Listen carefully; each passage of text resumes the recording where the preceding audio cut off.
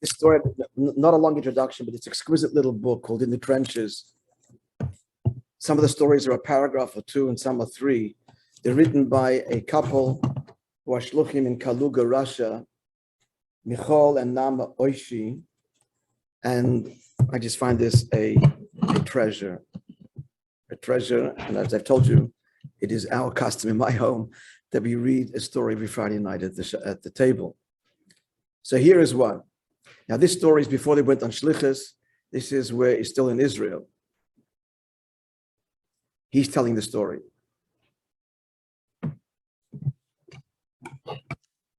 Oh. One Shabbat, he wrote this book for the general public, so everything's translated and explained. So it's a beautiful story. One Shabbat, early after my wedding, I arrived at synagogue a little early. I went to prepare myself a cup of coffee. He's living in Israel, but there was no milk. Someone had just finished it before I came. An elderly man standing nearby saw my disappointment and piped up, "The milk in Israel is like the milk in LODZ." LODZ is a city in Poland. And he then told me a story about the milk in LODZ. When the city's Rabbi Chaim Meisel, he passed away in 1912, grew old, the community decided to retire him. They gave him a pension and hired 3 young rabbis to take his place.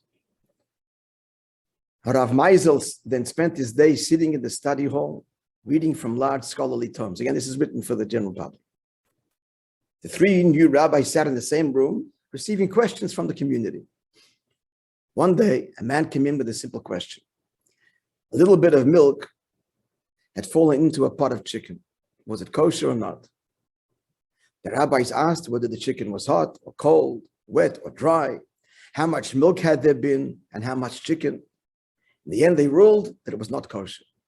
The man accepted their decision and left. Throughout the exchange, the elderly Rav had sat without raising his eyes from his book, his learning. Now he looked up and he says to the 3 young Rabbonim, "Was the man wearing a new and expensive coat, or was it old and tattered?" He asked the young rabbis. "The latter," they replied, "an old tattered coat." Rav Meisel told them, "Call the man back and tell him his food was kosher." But the young rabbis protested. Just because of his financial situation, should the rabbi permit poultry that was cooked with milk? Jewish law remains Jewish law. Halacha is halacha, even in cases where there is pity, rachmanas on the person. And in their hearts, they believed that perhaps the elderly Rav's mind was not as sharp as it used to be. But the Rabbi Rav Meisel, Rav Chaim Meisel, a famous Rav, insisted that they ask the poor man to return and to go with him to the marketplace. They're all going to go, him too.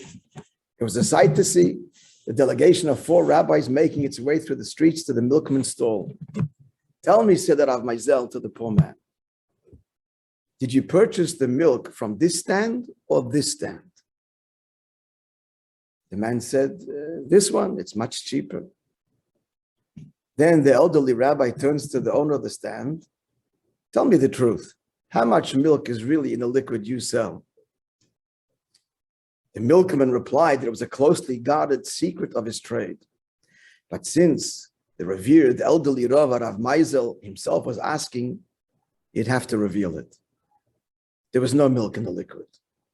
It was just water with a mineral added to make it white. And that's how he was able to sell it so cheaply. Having finished his story, the old man repeated his comment. So that's the end of the story. Now back to the standing by the coffee machine and there's no milk. So the old man then says to me, says, "Michal, the milk, like I said, here in Israel is like the milk in LODZ." Michal concludes, he said, "I may not have had any coffee that Shabbos because I guess he likes it with milk, but I learned an important lesson. Sometimes a simple question is not so simple."